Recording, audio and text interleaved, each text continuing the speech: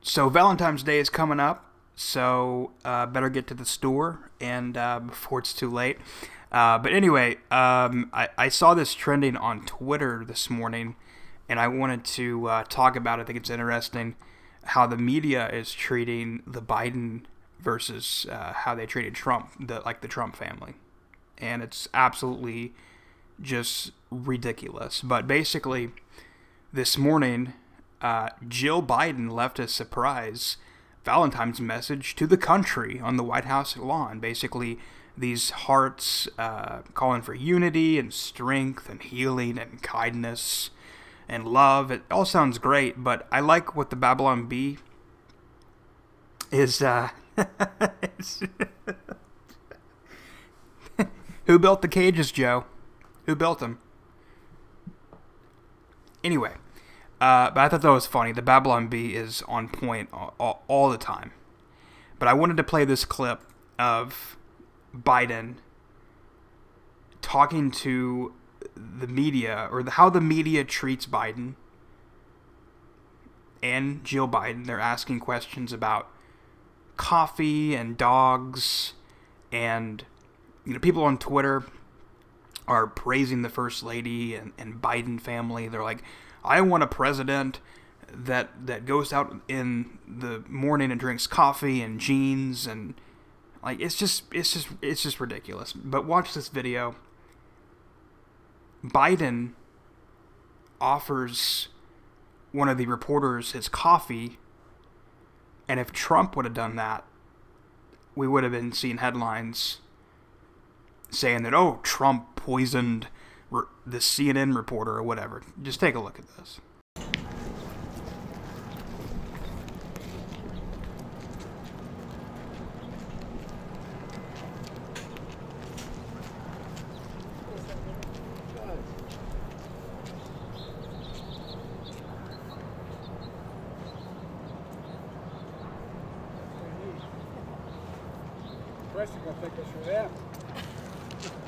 What's your gift for Valentine's Day?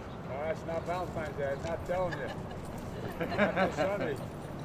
Valentine's Day is a big day. Jill's favorite day.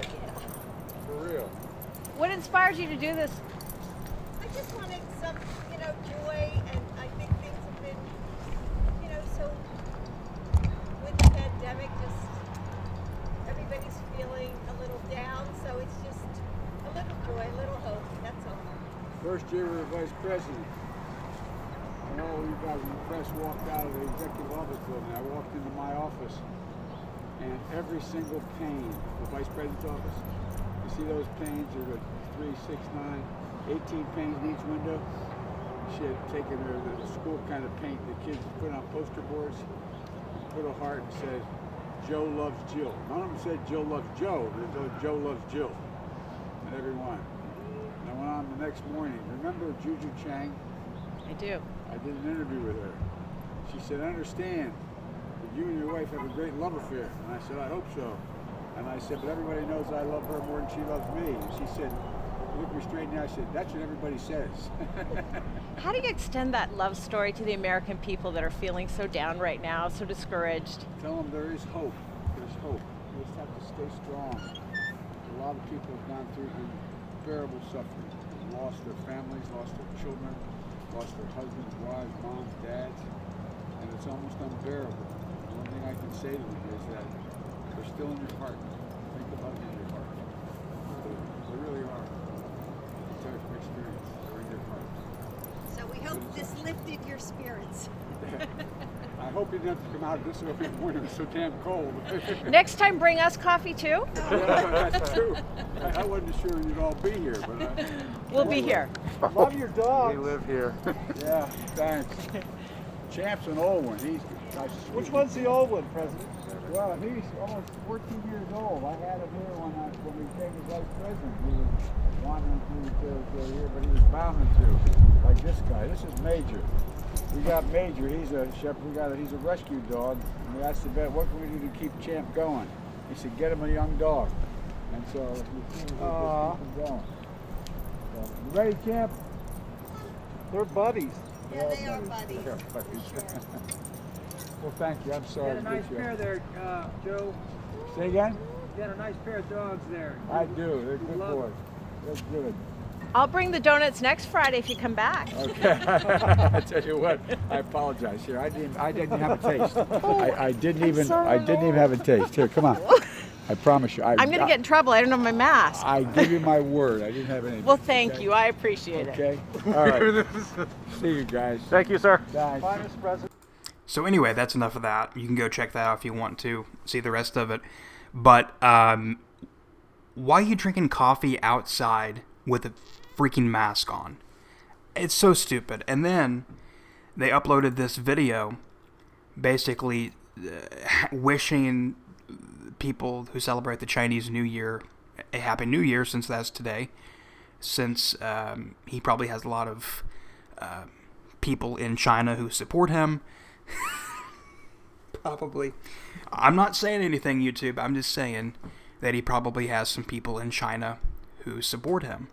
And you know, you can go watch this video, but one of the things he was talking about, he said he signed an executive order condemning racism and xenophobia, which he did that basically criticizing Trump and how Trump talked about the China virus. I think he banned that term or something like that. But if you go to the CDC website, the ban to China is still on. It's still, you can't travel to and from China. But basically they did it as, oh, it's still under Trump, so he's basically, it's kind of weird how they did that, but basically they're like, like, we didn't put this in place, but Trump put it in place. But, you know, they know if they open the travel, it'd be terrible for the people coming over here, for like as far as COVID goes. So, speaking of travel restrictions, the White House the other day, for some reason, because of the Super Bowl this past weekend, they wanted to ban travel to Florida because they're like, oh, they're not wearing masks, and Tom Brady is racist because he won another Super Bowl. Whatever. I don't know if that's the reason, but basically they're jealous of the red state, Florida, and how it's open, and they have no mask restrictions or anything like that, and they are doing fine. And I don't know if I have this clip pulled up. I don't know if it's in this clip that I'm fixing to play, but the governor of Florida, he's like, people can come over here across the border, but you want to ban travel to China or Florida? Like, this is totally unconstitutional. And good thing the governor of Florida and Marco Rubio, it slammed this freaking thing. And I don't know if they're going through with it. Hopefully not. Hopefully they get enough backlash to scrap this idea, because it is absolutely ridiculous. It has to do with politics 100%. They don't like the fact that Florida is open and they're having fun, and you know, they had a Super Bowl, and they're doing a much better job than, let's say, you know, New York or California. You know, the whole Cuomo situation is blowing up right now. Here's a story right now. Cuomo aide admits they hid nursing home data so that the feds wouldn't find out. That's the trending story right now. And so, you know, red states have it under control. And I totally respect what Ron is doing. I really do. So here's a video of him the other day. Check it out. There was some type of report about potential travel restrictions on Americans and on Floridians, and I think it's an absurd report that they would be doing that. I think it would be unconstitutional, it would be unwise, and it would be unjust. And if you think about it, restricting the right of Americans to travel freely throughout our country while allowing illegal aliens to pour across the southern border unmolested would be a ridiculous but very damaging farce. So we will oppose it 100%. It would not be based in science. It would purely be a political attack against the people of Florida. And it's unclear why they would even try talking about that. Just look at the COVID situation in the state of Florida. So since December, the last couple months, Florida's cases per capita compared to the rest of the country, 28. 27 other states higher per capita cases, and for the entire pandemic, it's a similar story. Hospitalizations per capita over this time period, Florida ranks 30th. 29 other states have higher per capita hospitalizations. Fatalities per capita for this same period, Florida ranks 42nd. 41 states have higher per capita fatalities. So since December 1st, well over half the country has seen much worse COVID results than here in Florida. But all you have to do too is just look at some of the trends. ED visits for COVID-like illness is down 60% in Florida over the last 30 days. That's the number one indicator for COVID spread. Hospitalized patients are down about 35% in Florida statewide over the last 3 weeks. And don't forget, over the winter, Florida peaked at much less level than we did over the summer months. And we were way less per capita than a lot of lockdown states that are always cited as being, quote, the right way to do it. Meanwhile, we vaccinated the most people of any state in the age bracket where most of the fatalities occur, age 65 and plus. We have now reporting about 1.6 million seniors that have received a shot. That's about 35% of our gigantic senior population, which is almost 4.5 million. And we are number one for shots for seniors. We've done 75% of all shots administered in Florida have gone to senior citizens. And the percentages of seniors that have been vaccinated is one of the highest in the country, and it continues to grow every day. And so any attempt to restrict or lock down Florida by the federal government would be an attack on our state, done purely for political purposes. Now, we've had to stand by Floridians over these many, many months, even in difficult circumstances, even when it was not easy to do. We've saved their jobs time and time again. We've preserved small businesses time and time again, and we preserve the right of parents to send their children to school in person. You look around the country, a lot of kids haven't been in school since March of 2020. It's an absolute disgrace. We led very early on that, and we're much better for it. So we've had to stand by Floridians throughout, time and again, and we will do so going forward. We will not back down, and if anyone tries to harm Floridians or target us, we will respond very swiftly.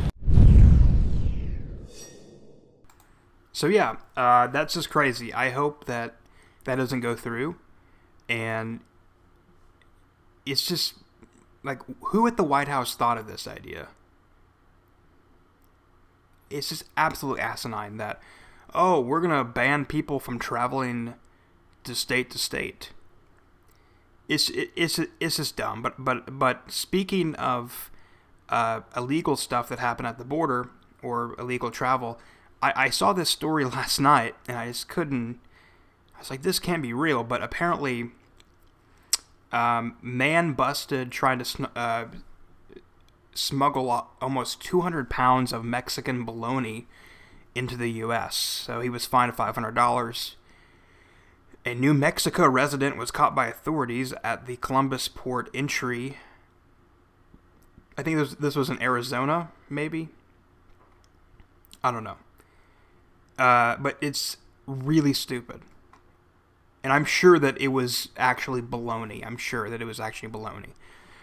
Speaking of people getting arrested, you have this. I don't know if you heard about this, but a couple weeks ago or a few days ago, this was the one in Arizona. Okay, so a group of 11 Iranian citizens who illegally crossed the border into the U.S. was arrested.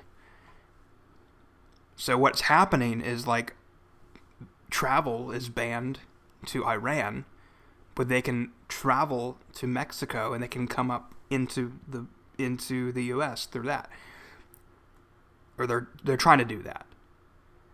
So why is a wall bad? I mean, this is just a crazy story. It's a funny story. I'm sure that it was actually baloney. But according to this, it has to do with like the pork is not like FDA approved or something like that. So anyway, that is that. But these travel restrictions from Biden, all of them are very hypocritical. Because if you remember last year, called Trump xenophobe, and then he's basically doing the same thing. You know, traveling to China is racist, but traveling to Florida, or not traveling to China is racist or whatever, and traveling to Florida is not. It's just crazy. But give me your thoughts in the comments below, and thanks for watching. Stay tuned for more videos. Have a great day.